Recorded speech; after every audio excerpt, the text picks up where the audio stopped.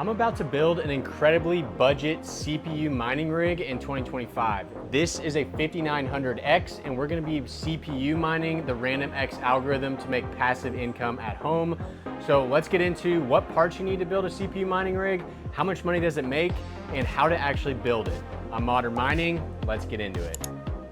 So over here we have our expensive CPU mining rig, the one that is already up and mining from the last video.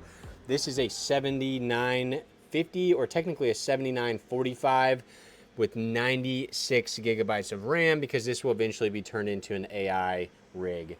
Whereas right here we have our budget parts, and let's go through them and how much each of them cost. The powerhouse of the build is the Ryzen 5900X. This is a great mining CPU, pretty efficient, and I got this for $150 on Facebook Marketplace. I'm always looking out for deals like that. Coming up next, we have this 64 gigabyte pack of DDR4 RAM. You could go with 32 gigs if you're only going to be CPU mining, but I may eventually turn this to an AI rig, and that was $95 for the 64 gigabyte kit. Now, the next part in our CPU mining rig build is this budget motherboard. So this motherboard was $75 off of eBay. It's pretty basic, but that's basically all you need. And I've been CPU mining on this exact board on this rig right here, also doing some AI workloads, and I haven't had any issues with it. So certainly not the most expensive motherboard, but so far it has worked fine for me.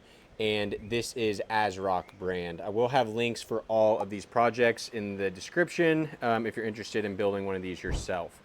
So moving on here, I do have a 1000 watt Corsair power supply. Again, you can definitely get like a 500 watt if you're only going to be CPU mining and save some cost, but this one was $105 off of eBay. Came with all the cables and everything, so pretty good deal there. This is platinum rated, so that's good as well. Then we have our 128 gigabyte SSD for HiveOS. We're going to be CPU mining on HiveOS, and it is a king spec off of Amazon as well. And last but not least here, we have our CPU cooler. This was actually removed from my old workstation upstairs, my main editing PC.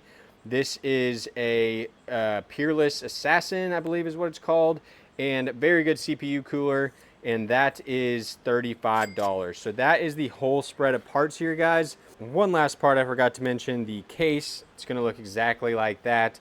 That case is only $15 off Amazon. It's great for these kind of budget rigs. Even more expensive hardware, it's just super easy to use these frames. I'm gonna have one there, one here, and one there, and eventually all of them will be on my top shelf, and I'm gonna build another top shelf to put all of those smaller devices on. Let's get into the build. I'm curious to see how profitable this one is, the budget CPU rig versus the expensive CPU rig, and if you're just better off going the budget route or the more expensive route. And eventually we're gonna test both of these on AI platforms and see, again, are you better off going the budget route or the expensive route? So let's start building our CPU mining rig in 2025. Today's video is sponsored by Crypto Miner Bros, a reliable and highly trusted ASIC miner reseller. There are a couple huge benefits to buying from Crypto Miner Bros. The first is that the price on their website is the all-in price shipped to your door, no hidden fees. The second is that they have a massive selection of all the popular miners. My current favorite miner is the DG Home 1, which I got from Crypto Miner Bros. Don't forget to use code MODERN for $70 off each item regardless of price. Purchasing ASIC miners can be risky with tons of scams going around. Why not make it easy with Crypto Miner Bros? Check them out today with the link down below. So the big question I want to answer today is budget versus expensive. Which is the better option for CPU mining? Which is the better option for AI platforms? And that is the purpose of these two builds that I've built over the past week. Thank you for all the views, guys, on the luxury build or the expensive build. Got a ton of views. People are loving it. And they also gave me a lot of tips and pointers. I'm by no means a kind of CPU mining expert or even AI expert. I have always done GPU mining. That has always been what I'm into. And so as I go into these other kind of technologies, I am learning along the way too, and I definitely appreciate the guys who come in and give me tips and pointers, just as long as you're doing it in a nice way. No, just kidding. But seriously, all those things have been super helpful, and even for this video, I'm editing it after the fact of building and posting the other one, and I've got some tips and pointers to give you guys along the way. But we'll get into those in a bit. Right now, I'm installing these screws along the back kind of ridge of this frame, and as I was doing that, I realized that, oh, I totally forgot these on the expensive build, so I went ahead and put these back on. That frame had been feeling a little bit wiggly, not very rigid, so that definitely fixed it.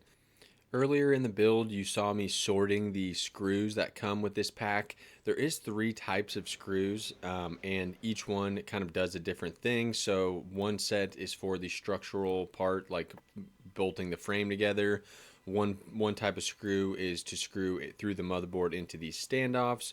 And then the other type of screw, I believe, is to hold down your GPUs. But they don't work if you use them in the wrong holes, and they'll be loose. So just make sure you figure that out, test which ones work correctly.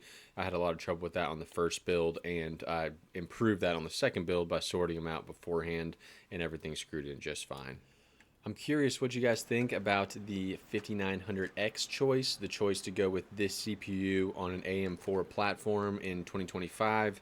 This is one of the better AM4 CPUs for mining, and it's only $150 if you find it on a good deal.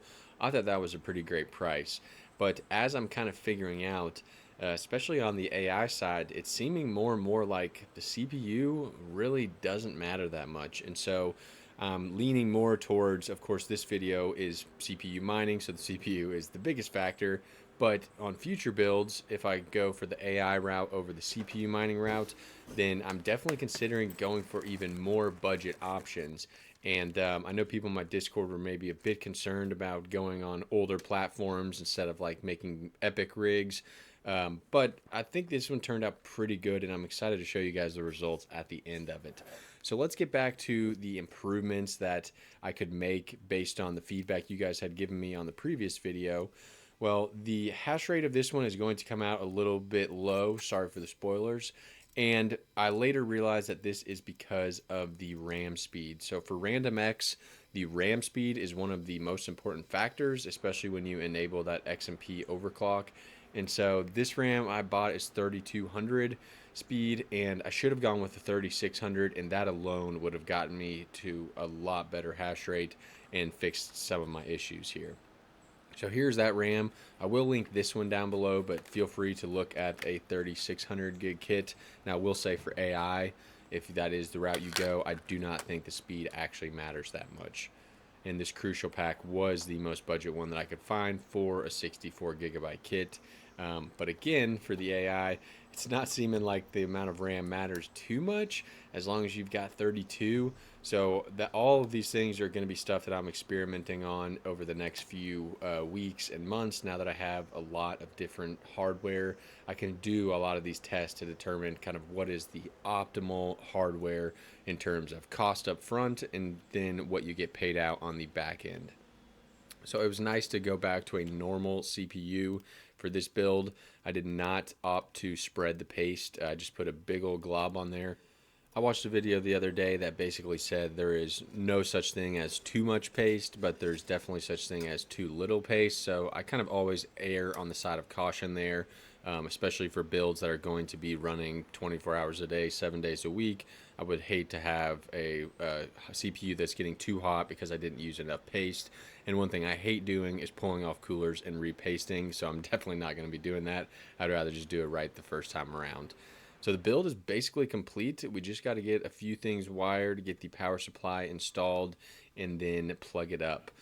While I'm at it, if you guys are enjoying these build videos, feel free to give the video a like in the comments, and if you're new here, a subscription would be awesome. And if you do want to go the extra mile, these videos are pretty expensive, and if you hit that join button down below, I do have a channel membership. It's only $3 a month, basically the price of a coffee, but it does add up. I have a lot of channel members, and you get a special role in the Modern Mining Discord. Join that as well if you're not already in there. All right, we're quickly coming up to the finish line here, guys. There is one big issue that I'm about to run into, and it's pretty unfortunate, but I had a fix for it. This damn power supply did not come with a motherboard cable. I've got 3 CPU cables and no motherboard cable, so gonna have to ping that guy on eBay and maybe hook this up with a different power supply for now. All right, and just like that, our CPU mining rig is built. Now, there's a couple things we need to do before we test it. I need to actually unplug our drive and take it upstairs to flash HiveOS onto it. That will be a very quick process. If you have no idea what that means, I do have a full software guide to GPU mining that I will put a card up in the top right and pin down below. This is basically a full video on how to flash HiveOS, which is the mining operating system that these run. They don't run Windows, they run HiveOS, which is what you're looking at right here. And it looks complex, but it's honestly incredibly easy and such a great feature. It makes mining much more easy. So we need to do that. Then we'll plug in a monitor, we'll plug in our power cable and an Ethernet cable, and then we can get to testing. Now, unfortunately, if we want to use the monitor, we will have to plug in a GPU to get a display out, because the 50 series does not have integrated graphics, so we won't be able to just use one of these ports. We'll have to plug in a GPU. Thankfully, I own a lot of GPUs, so we will steal one off of one of these rigs. Okay, we've got HiveOS flashed on here, so I'm gonna work on plugging all this stuff in. I only had one Ethernet cable over in this area of the garage, so I got out a switch and we're going to run 2 extra cables to here. I'm probably just gonna leave these rigs mining on here for now, because sneak peek, there's gonna be a video turning them into a salad rig sooner rather than later. But let's go ahead and start plugging this stuff in. So man, I think ever since I became a crypto miner, summer is becoming my least favorite season of the year, because in the garage making these videos, it's insanely hot. I definitely like filming in the winter when it's not 90 degrees in here. I'm not sweating on camera. And you get to use the mining rigs to heat your house, which is my favorite thing about being a miner in the first place. So those two things, winter is really growing on me. Let me know, do you guys feel the same way? Let me know. Okay, so one of these will go into here, and one of these can go behind, and that will go into this rig. And we've got a power cord. Probably need to move this closer. Got a power cord here. One thing we also forgot to do is to plug in our little power switch, because we'll need to do that until we change our settings in the BIOS. That plugged in, and now we should be good to fire this up. I forgot we do need to grab a GPU, so let's do that. So I think instead of hassling with getting one of these off the big rig, I haven't found a salad job in a long time anyway, so I may just go ahead and pull this 3070, but I don't have a monitor there to re-hook up salad, so I think I actually will end up pulling one of these GPUs off, maybe just one at the end. One thing that will be very interesting to test too is that, so I just mentioned this 3070 is not getting jobs on salad, but it also only has a Ryzen 3600 and 32 gigs of RAM. So when I do eventually turn that rig into a salad rig, it's gonna have a 3070, but it's gonna have 64 gigs of RAM and be a 5900X. So we'll see how much does the CPU matter and how much does 32 gigs versus 64 gigs of RAM matter. Best thing about these boards is it's super simple to just drop a card on here, though I do need to unscrew the screw and move it over. I put this screw in here just so I've got one nice and handy for when I put a permanent card on here, but for now I just need to get it out of the way. There we go. Okay, and then we need to plug in our graphics card.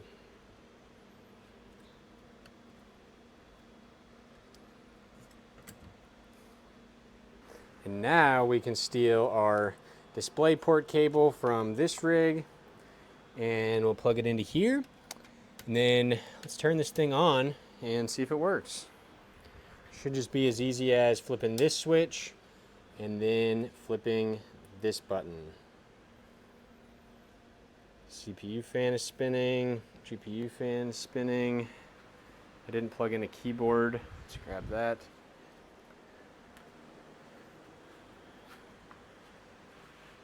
So far so good. Let's see if we show up in HiveOS in a second.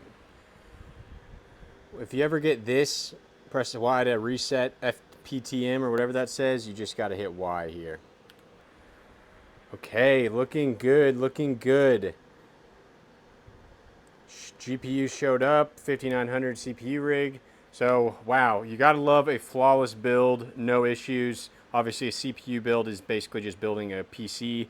It doesn't have as many issues as GPU rigs, but that is pretty awesome. So I'm gonna go ahead and shut this off in a second once it gets all the updates. And then we will go ahead and set a randomx flight sheet so that we can monitor our power and start mining, and then we'll go into the BIOS similar to what we did on this rig, except it's going to be a totally different BIOS with an ASIC board and different underclocks as well because it's a different CPU, and we'll see just how efficient we can get this. I am going to turn this off though because it's starting to mine, I believe Warthog was what this rig was using, and it's using 210 watts on Warthog. So let's turn this off and we will go ahead and turn it on to randomx. All right, I'm not going to show how to set up a randomx flight sheet. If you have any questions on that, check out the luxury CPU rig I built. That will be in the description and pinned comment as well. But let's go in here, and I've already unset the flight sheet for Warthog. Now what I want to do is I've already updated the rig. We just want to go into flight sheets here and apply our Zeph trade ogre. So it's going to be mining the randomx algorithm. And here's what my farm is looking like, guys. We've got the rainbow rig, which I'm going to go ahead and change the name of this to 7945X3D, or not X3D, just 7945 CPU. We've got the coin generator rig, 12 card GPU rig, mining Ergo, and then 5900X CPU rig. I did switch onto Ergo instead of Tari because Tari was losing profitability very, very fast.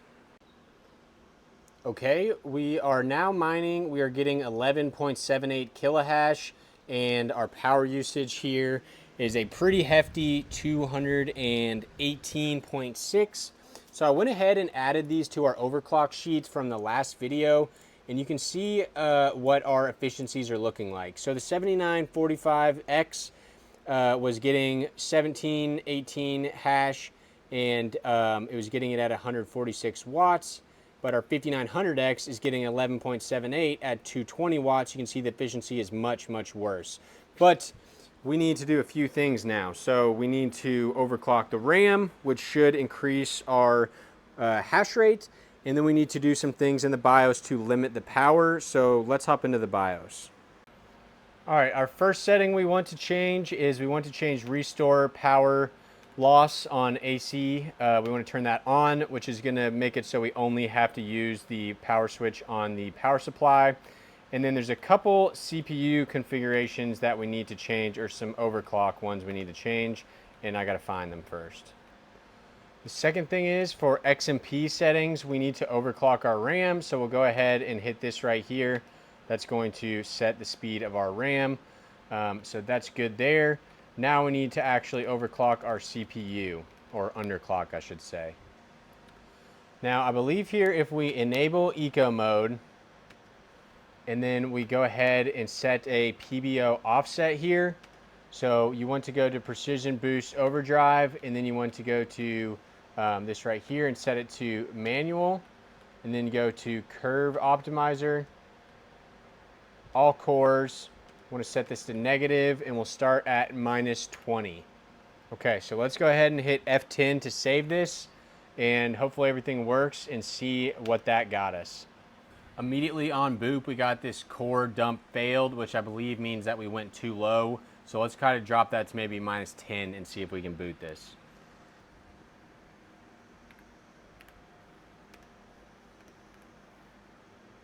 F10 to save. Let's try again.